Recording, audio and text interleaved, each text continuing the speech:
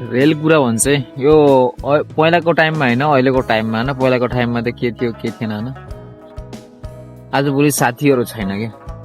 जो मसँग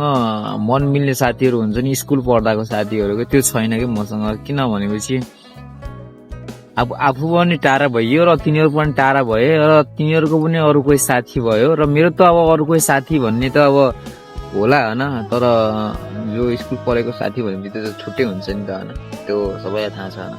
तर आजभोलि साथीहरूले मलाई अब सम्झिन्छन् होला मैले अब त्यस्तो नराम्रो भन्ने होइन होइन सम्झिन्छन् होला अब तर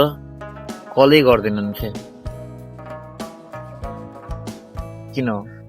कल कल गरे ल कहिले कसो मैले पनि कल गरेको बेला कहिले होइन तर पहिला जस्तो बोल्दैनन् कि तिनीहरू किन हो यसको मतलब मलाई यो लाग्छ कि